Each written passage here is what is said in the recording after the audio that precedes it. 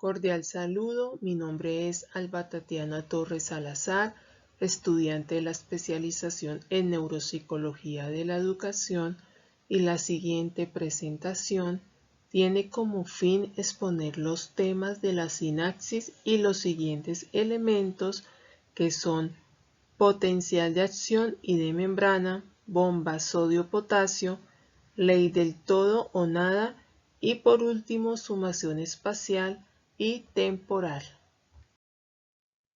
¿A qué hace referencia la palabra sinapsis? Una sinapsis es la conexión funcional entre una neurona y una segunda célula. En el sistema nervioso central, esta otra célula también es una neurona. En el sistema nervioso periférico, la otra célula puede ser una neurona o una célula efectora dentro de un músculo o una glándula. Aunque la fisiología de la sinapsis entre neurona y neurona y de la sinapsis entre neurona y músculo es similar, estas últimas sinapsis a menudo se llaman uniones mioneurales o neuromusculares. Las sinapsis entre neurona y neurona por lo general comprenden una conexión entre el axón de una neurona y las dendritas. El cuerpo celular o el axón de una segunda neurona recibe el nombre respectivamente de sinapsis axodendríticas, axosomáticas y axoaxómicas. En casi todas las sinapsis, la transmisión solo va en una dirección, desde el axón de la primera neurona presináptica hacia la segunda neurona postsináptica. Con mayor frecuencia, la sinapsis ocurre entre el axón de la neurona presináptica y las dendritas o el cuerpo celular de la neurona postsináptica. Continuamos con el potencial de acción y de membrana. Un potencial de acción se define como un cambio repentino, rápido, transitorio y que se propaga en el potencial de membrana en reposo.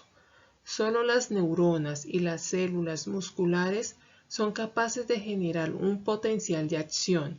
A esta propiedad se le denomina excitabilidad. Pero, ¿qué causa el potencial de acción?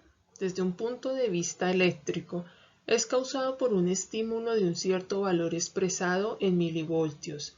No todos los estímulos pueden desencadenar un potencial de acción. Un estímulo adecuado debe tener un valor eléctrico suficiente que reducirá la negatividad de la célula nerviosa hasta alcanzar el umbral del potencial de acción. Así entonces podemos clasificar los estímulos que están por debajo del umbral de excitación como subumbrales, a nivel del umbral de excitación umbrales y sobre el umbral de excitación supraumbrales. Los estímulos por debajo del umbral de excitación no pueden causar un potencial de acción. Los estímulos al nivel del umbral de excitación poseen la suficiente energía para provocar un potencial de acción. Los estímulos sobre el umbral de excitación también producen un potencial de acción, pero su potencia es mayor al umbral de excitación. Fases del potencial de acción. Desde el punto de vista iónico, un potencial de acción es causado por cambios temporales en la permeabilidad de la membrana a iones difusibles. Estos cambios producen la apertura de los canales iónicos y por ende una disminución en los gradientes de concentración de estos iones.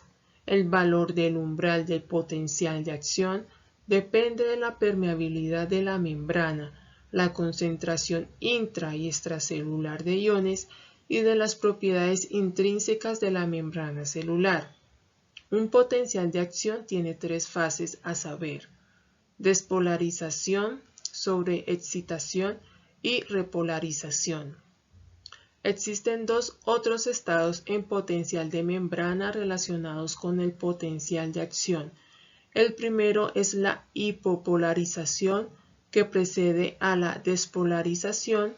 El segundo es la hiperpolarización, subsecuente a la repolarización. Ahora hablaremos de la bomba sodio-potasio. ¿Qué es? La bomba sodio-potasio es una estructura proteica que se puede encontrar en muchas membranas celulares. Como su nombre viene a indicar, su principal función es la de mover iones de sodio y potasio a través de la membrana. Este proceso ocurre en forma de transporte activo, haciéndolo en contra del gradiente de concentración. En el interior de la célula, el sodio, que se representa con el Na+, está menos concentrado que en el exterior, mientras que ocurre al contrario con el potasio, que se representa con el K+, habiendo menor concentración fuera que dentro. Para llevar a cabo esto, la bomba utiliza la energía obtenida de la hidrólisis del ATP y por eso es considerada una enzima del tipo Na+, K+AT-pasa. Gastando esa energía, hace que la célula expulse sodio mientras introduce potasio. Continuamos con el concepto de la ley del todo o nada. Cuando hablamos de la transmisión eléctrica entre neuronas y de neuronas a fibras musculares, siempre nos referimos a los potenciales de acción como esa pequeña corriente que transmite la información de célula a célula.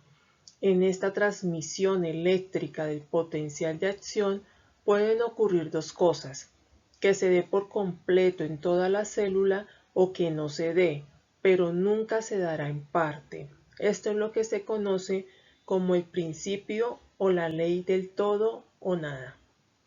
Por lo tanto, la corriente eléctrica recorrerá toda la neurona desde las dendritas que lo reciben hasta el final de su axón, que en algunos casos puede llegar a medir incluso metros. La otra opción, según la ley del todo o nada, es que dicha corriente eléctrica no se transmita en absoluto, puesto que el potencial de acción no haya sido lo suficientemente intenso como para pasar desde la neurona anterior a esta. No existe un término medio para la distribución eléctrica neuronal. Aquí entraría en juego el llamado umbral de excitabilidad, y es que para transmitir el impulso nervioso se necesita una cantidad de corriente determinada en cada caso. Dependerá de las condiciones concretas de cada caso, pues no es siempre un número fijo. En caso de no alcanzar dicho umbral de excitabilidad, se cumpliría la ley del todo o nada, y el impulso eléctrico no sería transmitido a la célula anexa, terminando por lo tanto en ese momento el recorrido de los electrones. Y para finalizar hablaremos de los conceptos de sumación espacial y temporal. ¿Qué es la sumación espacial? Cuando las entradas de múltiples neuronas desencadenan un potencial de acción, esto se denomina sumación espacial. Estos potenciales provienen más comúnmente de las dendritas. Cuanto mayor sea el número de potenciales posinápticos excitatorios, mayores serán las posibilidades de que el potencial alcance el potencial umbral para provocar un potencial de acción.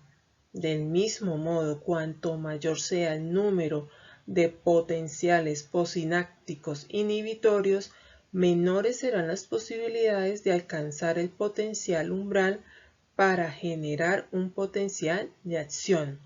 En cambio, en la sumación temporal, cuando una gran cantidad de potenciales de acción de neuronas presinápticas desencadena potenciales de acción posinápticos que se suman entre sí, esto se denomina sumatoria temporal. En este caso, el intervalo entre los potenciales de acción es menor que la duración del potencial de acción postsináptico. La sumatoria puede aumentar si la constante de tiempo de la membrana celular es lo suficientemente larga. Cuando se inicia el siguiente potencial postsináptico, la amplitud del potencial postsináptico anterior se sumará con él produciendo un potencial mayor, aumentando la probabilidad de alcanzar el potencial umbral. Gracias por la atención prestada. A continuación, las referencias bibliográficas.